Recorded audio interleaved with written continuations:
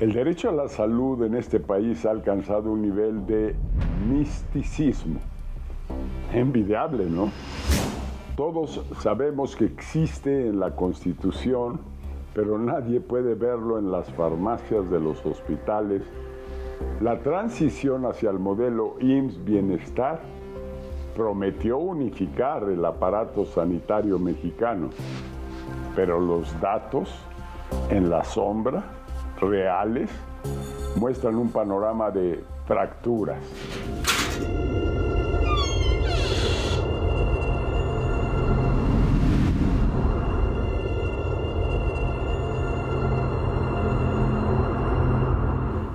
Mientras el discurso oficial reporta coberturas idílicas, los reportes de la plataforma de transparencia a inicios de 2026 revelaron que las unidades médicas apenas recibieron el 53% de los medicamentos especializados solicitados.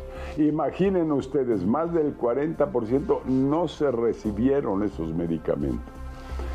Es decir, por tanto, que curarse en el sector público se ha convertido en una rifa institucional, donde la mitad de los pacientes compran su boleto y se quedan sin su premio. Hoy vamos a desarmar el colapso operativo de la centralización y los riesgos sanitarios de una soberanía biológica que hoy por hoy solo existe en el papel. Comenzamos.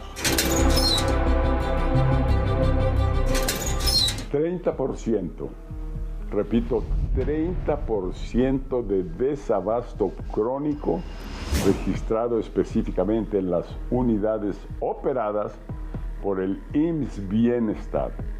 No estamos hablando de gasas o paracetamol, hablamos de tratamientos oncológicos, inmunológicos y fármacos especializados. Mientras el director general del IMSS insiste que las recetas surtidas promedian el 97%, basándose en el primer nivel de atención, el análisis real de distribución revela que uno de cada tres pacientes de alta especialidad sale de la clínica con las manos vacías y una sugerencia informal de regresar el próximo mes. A continuación presentamos una nota de investigación con testimonios de pacientes crónicos en la Ciudad de México y la evaluación de auditores independientes que nos explican cómo este 30% se traduce en miles de bolsillos ciudadanos financiando de forma privada lo que el Estado ya les cobró en impuestos. La vida de Allison está en riesgo. Tiene epilepsia refractaria y su única oportunidad de vida es un tratamiento de alta especialidad. Crisis tras crisis, neuronas se van perdiendo. Esta pequeña padece hasta 50 crisis al día. Para inhibir las convulsiones necesita un estimulador del nervio vago, pero el Instituto Nacional de Pediatría, donde ella es paciente, no cuenta con ese dispositivo y en ocasiones tampoco con medicamentos. El no tener una respuesta a nivel gubernamental con unos aparatos que desgraciadamente son necesarios para atender a nuestros hijos es muy doloroso como papá. No se trata de una falla temporal. Desde hace 10 años se solicitó el estimulador para otros casos y nada ocurrió. Los pacientes pagan las consecuencias del deterioro institucional del sistema de salud pública. Lo que no importa es la vida del paciente, sino lo que puedan decir o lo que se pueda manejar desde la política pública. De acuerdo con el gobierno federal, el abasto de medicamentos es del 97%. Pero una cosa es surtir medicinas de primer contacto y otra, muy distinta, garantizar tratamientos e insumos de alta especialidad. Una receta que contiene varios medicamentos puede contabilizarse como surtida pero falta precisamente el fármaco de alta especialidad, pero ellos lo registran como que la receta fue surtida completamente. Los pacientes deben comprar los medicamentos. La mamá de Allison organiza rifas, kermeses, vende ropa y lo que haga falta para juntar 500,000 pesos y comprar el estimulador. ¿Qué decir de las medicinas? Allison toma 6 y solo la vigabatrina, que controla sus convulsiones, cuesta 3,000 pesos. Medicamentos de alta especialidad, que una caja de 28 tabletas que te dura 14 días te cuesta 2,000 pesos. Y no la puedes costear. ¿Sabe qué es lo peor? Toneladas de medicamentos que no se distribuyeron y terminaron por caducar, como ocurrió en el Hospital Infantil de México, donde fármacos oncológicos se echaron a perder. Es la voluntad política, o sea, la voluntad de quienes son tomadores de decisiones. Los medicamentos existen. Ha habido pues deficiencias, en cuanto a la planeación de compras y en la estimación de la demanda. Hay medicamentos en almacenes, ¿no? Pero ya están caducados.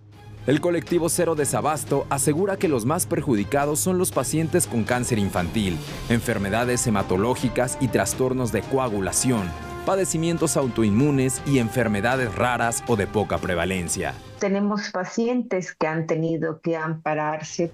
De acuerdo con la Encuesta Nacional de Salud, las medicinas y tratamientos de alta especialidad le cuestan entre 30,000 y hasta más de 100,000 pesos mensuales a cada familia. Por ejemplo, el costo para atender la leucemia rebasa los 875,000 pesos anuales. Por ahora, Rosa pide ayuda a la población. Si usted desea ayudarla, puede marcar el número telefónico que aparece en pantalla. Óscar Hernández Bonilla, Azteca Noticias.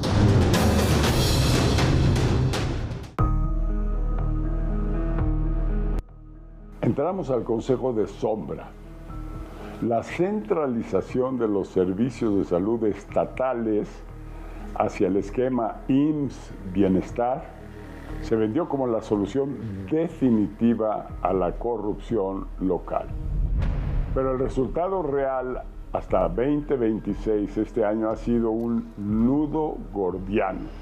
Para platicar de esto nos acompaña Jesús González, quien es presidente de la Alianza de Asociaciones de Salud Pública de las Américas. Bienvenido, Jesús, y para iniciar y analizar este hoyo negro presupuestal de casi 192,000 millones de pesos ejecutados con discrecionalidad sin haber licitado, permíteme empezar con esta pregunta incómoda. Si el argumento central para desmantelar el Seguro Popular y el INSABI era erradicar la opacidad y la corrupción de los gobernadores y otras autoridades, ¿cómo le explicamos matemáticamente a los mexicanos que hoy el sistema es fiscalmente más opaco, financieramente más deficitario y operativamente menos eficiente en la entrega de medicamentos especializados? Dame por favor tu opinión en esto. Concuerdo totalmente. Esta centralización de los sistemas estatales de salud lo que vino a generar es una mayor fragmentación y, como bien señala, una mayor opacidad. Recientemente, en un análisis económico, 28 de las 32 entidades del país reprueban en términos de transparencia, salvo ejemplos como Querétaro, como Guanajuato, Jalisco y Sinaloa, que son los únicos que tienen una calificación aprobatoria. El promedio de calificación en términos de transparencia es de menos de 40 puntos, es decir, reprobados. Y el otro problema, como bien señala, es cómo hoy se ha privilegiado las adjudicaciones directas. Casi el 90% de las compras se dan ya por adjudicación directa. E inclusive muchas de estas no responden a las necesidades en cada entidad federativa. Hay que entender que el panorama epidemiológico no es lo mismo en Chiapas que, por ejemplo, en Nuevo León o que en Guanajuato o que en la Ciudad de México. Por ejemplo, en Chiapas predominan las enfermedades infectocontagiosas, mientras que en el norte del país más las enfermedades crónicas no transmisibles. Y esto se ve también en datos muy claros que le voy a comentar. Por ejemplo, en el 2018, el volumen total de compra de medicamentos, si lo hacemos de manera unitaria, andaba en 32 pesos por medicamento, comprando una gran cantidad de volumen. Y si lo comparamos con el 2024, se costó cada unidad 85 pesos, lo cual ya habla de un incremento del más del 250%. Sí, estoy muy claro contigo. Y yo quisiera llamar la atención de nuestra audiencia. Luego nos acostumbramos a las cifras, particularmente las cifras malas. Pasan por nuestra mente, no las digestamos, no las pensamos dos veces. Pero esto que estás diciendo tiene efectos prácticos en la vida de quien nos está viendo, en la vida nuestra. Es decir, estamos reduciendo los años de vida al no tener el sistema de salud adecuado, las medicinas adecuadas, los hospitales necesarios, las camas en hospitales por igual. Entonces, quiero llamar la atención de que esto no nomás hay que escucharlo de un experto como tú, sino hay que darnos cuenta que cuando se administra mal el gobierno, y cuando no hace las cosas correctamente, nos está robando algo a cada uno de nosotros. Ahora, descríbeme más, porque estás hablando de un desorden generalizado en cuanto a esta estructura de salud que debe estar para servir al ciudadano. Y si crees que este desorden o esta parálisis corresponde a la centralización con la que se están haciendo las cosas, donde el municipio ya no decide, el Estado ya no decide, ya no administra hospitales, ya no administra escuelas. Es un problema de centralización en lo general. Tiene que ver con un problema dual: falta de financiamiento y falta también de mantenimiento de infraestructura. Pero también yo le añadiría este problema de centralización. Y en efectos prácticos, hoy en aquellas entidades que transfirieron todos sus recursos, sobre todo al IMSS Bienestar, lo que estamos viendo es que los secretarios estatales ya no tienen ningún peso en la acción que pueda ayudar, sobre todo a prevenir enfermedades. Donde menos se está gastando hoy en día es en la prevención de enfermedades y sobre todo en la prevención primaria para evitar que las personas se nos enfermen. Y le pongo dos casos o dos ejemplos muy claros. Vacunación. México era líder en términos de coberturas de vacunación y sin embargo en el periodo 2018-2024 la caída fue abismal y brutal, donde los menores de edad solo teníamos a 1 de cada 3 con esquemas completos. ¿En qué se tradujo esto? En que, por ejemplo, en el 2025, el año pasado, se nos murieron 73 niños menores de 1 año que no se tenían que haber muerto si los hubiéramos vacunado. Si hubieran habido en la transición la compra de la vacuna que se pone a los 2, 4 y 6 meses de edad, y que porque no tuvieron acceso a eso, niños de menores de 1 año de edad fallecieron. Lo vemos hoy en día con el sarampión. Las autoridades hablan de vacunación, hoy ya nos hemos olvidado, pero por ejemplo en el 2025 tuvimos alrededor de 6,000 casos de sarampión en todo el año, ¿no? Ya habían fecinado en el octubre del año pasado que ya tenían controlado el brote. ¿Y qué pasó? Que de enero del 2026 al día de hoy tenemos más de casi 12,000 casos de sarampión nuevos, sobre todo en Chiapas, Jalisco y Ciudad de México. Y hoy no estamos teniendo la cobertura de los esquemas completos. Tan solo esta semana tuvimos reportados más de 130 casos nuevos de sarampión confirmados. pero en estudio estamos hablando de casi 45,000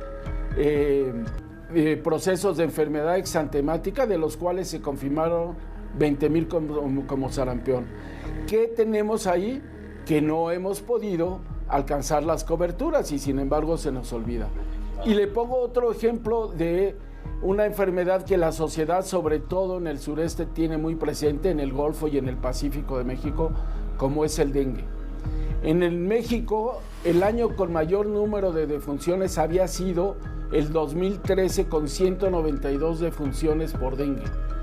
México fue el único país de las Américas que durante 5 años tuvo una reducción, y de tener 50 casos por cada 100,000 habitantes, al 2018 dejamos el dengue con solo 10 casos por cada 100,000 habitantes, siendo ejemplo mundial de esto.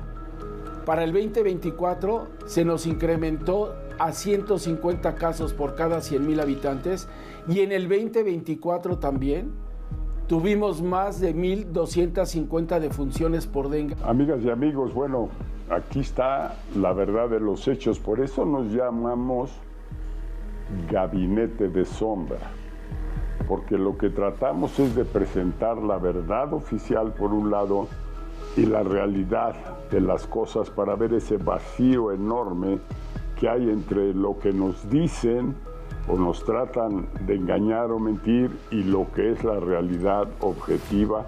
Eso es Gabinete de Sombra, y a ti te agradezco enormemente estas contribuciones que nos haces, porque poco a poco vamos despertando, poco a poco vamos abriendo más los ojos para tomar decisiones mucho mejores para nuestro país en materia política. Salimos del confort del aire acondicionado institucional para mirar el espejo ciudadano. Para esto mandamos nuestras cámaras a las calles de la Ciudad de México, donde el sistema de salud no se mide en diapositivas de PowerPoint, sino en horas de filas y suelas desgastadas. Claro, fuimos a preguntarle a los usuarios directos del IMSS Bienestar cómo avanza la famosa universalización del servicio. Spoiler, la respuesta no incluye arenques ni paisajes escandinavos. 6 meses. Yo creo que hemos tardado hasta un mes. Depende, muchas veces no hay y tengo que buscarlas en una farmacia particular. Pues muchas veces es tardado y tardan más de una semana o incluso no hay el medicamento. Pues si tengo para hacerme la hago, si no, pues no, porque está súper carísimo eso. Cualquier cosa que le mueva a uno, aproximadamente 25, 30 mil pesos por muy sencilla. Uy, medicamentos yo creo que alrededor de más de 1,000 pesos. Uy, muchísimo, principalmente con mi niño que es pediatría, como son medicamentos de especialidad, de 2 a 3 mil pesos. Bueno, afortunadamente pues yo no, ¿verdad? Pero sí tengo amigas que pues han incluso hasta vendido algunas propiedades para poder obtener su medicamento, sobre todo de cáncer. Sí. ¿Aproximadamente cuánto tiempo? De 6 a 1 año. Sí, porque que no hay la especialidad, que no hay médicos. Sí, por falta de médicos especialistas. Sí, muchas veces. Y de hecho, si la situación es grave, pues tengo que acudir de emergencia a un lugar por fuera para no esperar, porque la salud no espera, ¿no? Sí, muchas veces por falta de especialista o cambio de los especialistas. Bien, ahora entramos al expediente prohibido. México pasó de ser un exportador y productor autosuficiente de vacunas en el siglo XX a convertirse en un cliente VIP de farmacéuticas extranjeras. Y para hablar de este riesgo epidemiológico y de las nulas inspecciones sanitarias en las fronteras, recibimos a Sonia López Álvarez, especialista en salud pública. El discurso oficial celebra convenios internacionales para envasar tecnología extranjera. Sarcasmo aparte, cuenta realmente como soberanía científica y esta es la pregunta, o es el equivalente sanitario a una maquiladora de ropa. ¿En dónde estamos en esta materia, por favor? Pues, a ver, a lo que se refiere es que, a ver, históricamente Birmex es una empresa que estaba enfocada a producir vacunas y biológicos, ¿no? O sea, no solo las vacunas, sino también, pues, por ejemplo, el alacramín y este tipo de sustancias, ¿no? Hoy realmente se ha desplazado a hacer, pues, a la compra y a la distribución de medicamentos, que no es la función para la que pues lo creamos, ¿no? O sea, o se creó. Ahora, la transformación de Birmex, desde mi punto de vista, no sé si debilita la capacidad nacional, pero bueno, sería bueno que Birmex recupere las capacidades de producción nacional, y esto fortalecería un poco la industria farmacéutica mexicana, que por cierto, pues como tal no tenemos, ¿no? Era Birmex y no hay algunos laboratorios pequeños, pero nuestro gran problema, como bien dice, o no problema, pero sino una de las cosas más interesantes o más importantes es la vacunación, ¿no?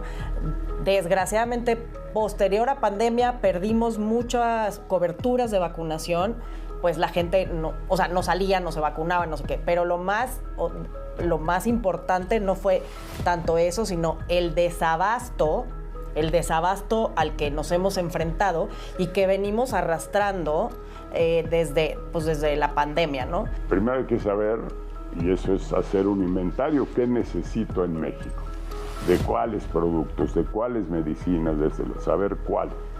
Segundo, ponerme a comprar o en México o fuera de México. Prioridad, México. Primero compro en México lo que hay y que sí cumpla el requisito de CEPROPIS o del que sea. Entonces, comprar y después distribuir y ponerlo en manos de quien lo va a consumir. O sea, cuestión ideológica o cuestión de suma y resta. Ni siquiera saber sumar qué necesito para poder comprar lo que necesito y tenerlo para entregarlo a quien está enfermo. Yo creo que tiene que ver con esta, pues voy a llamarlo desorganización, por los cambios que existieron de Seguro Popular a INSABI, a ahora IMSS Bienestar, ¿no? Eso es, yo creo que para mí esa es una de las primeras cosas. Estos cambios de estructura sin las reglas claras. Hay que recordar, ya no nos vamos a lamentar por lo que ya no fue, eso ya no lo podemos hacer, sino que sí podemos hacer. Tenemos que tener reglas de operación muy claras, y yo creo que uno de los grandes problemas a los que nos hemos enfrentado o se han enfrentado es un tema de logística, es un tema de la gestión, es un tema incluso de la petición. ¿A qué me refiero? Son los hospitales, son los institutos, son las secretarías de salud las que tienen que avisarle a los compradores, que era pues Secretaría de Salud o secretarías estatales, oye, yo necesito esto. ¿Qué necesita nuestro país? Pues tenemos que irnos a las principales causas de muerte: enfermedades cardiovasculares, diabetes, hipertensión, obesidad. En eso es donde tenemos que centrarnos. Y después la parte, lo que es todos los cánceres, ¿no? Porque accidentes y eso, pues bueno, no hay medicamentos. Ojalá hubiera un medicamento para evitar accidentes. Pero, eso es lo primero en los que nos tenemos que centrar. Ahora, las nuevas atribuciones que le dieron a Birmex son que ahora ellos van a comprar, ellos van a distribuir, los hospitales, los institutos le van a decir, mis necesidades son estas. Sí, yo creo que por ahí está el problema, y te hago una pregunta más. Ahí en este cerebro que está dentro de Palacio Nacional, donde salen todas las ideas de qué hacer con este país, erróneamente salen de ahí, debían de salir de Congreso, de Ejecutivo y demás, pero salen de ahí. Ahora salió y es algo que Julio Frenk sí había contemplado, ¿por qué no avanzamos hacia tener un sistema público de salud donde sea igual por la calidad, por el buen servicio y por la atención, donde sea lo mismo ir al ISSSTE que ir al Seguro Social? La idea de un sistema de salud universal pues es maravillosa, ¿no? O sea, que no haya distinción entre si te atiendes en Monterrey o si te atiendes en Chiapas, ¿no? Eso debería ser lo ideal. Ahora, bien sabemos que no se invierte lo que se tiene que invertir del PIB en el sistema de salud. Ahora, lo que se ideó es, nuestro sistema va a hacer que tú te puedas ir a atender a cualquiera de los hospitales, ¿no? O sea, tiene que ver, yo creo, un poco con la cercanía, porque a veces te puede tocar un hospital que está del otro lado de la ciudad, pues por tu vivienda o por el tipo de trabajo que desarrollas, ¿no? Entonces, o sea, la idea es buena. Hay que recordar que la Constitución nos dice, y luego los mexicanos no sabemos, que tenemos derecho a el cuidado de nuestra salud. Eso es una de las cosas más importantes que me encantaría recalcar, que todos tenemos derecho a la salud. Ahora, ¿cómo tengo derecho? Pues con este tipo de acceso, porque hay que acordarnos que afiliados no es lo mismo que acceso, ¿no? Eso es una de las primeras cosas. El monstruo que representa el IMSS, o sea, el IMSS es un macro sistema, ¿no? Estas ideas que tú nos das son muy completas. Te agradezco enormemente habernos venido a platicar de esto. Que te vaya muy bien y nos vemos pronto. Presumimos que no somos dependientes de nadie, pero compramos fuera el 100% de lo que nos inmuniza. El paciente acude hoy a la ventanilla con un carnet universal de salud, recién impreso, pero se retira a casa con la receta en blanco. El deterioro institucional de la salud pública en México no es una crisis de presupuesto, es una crisis de soberbia.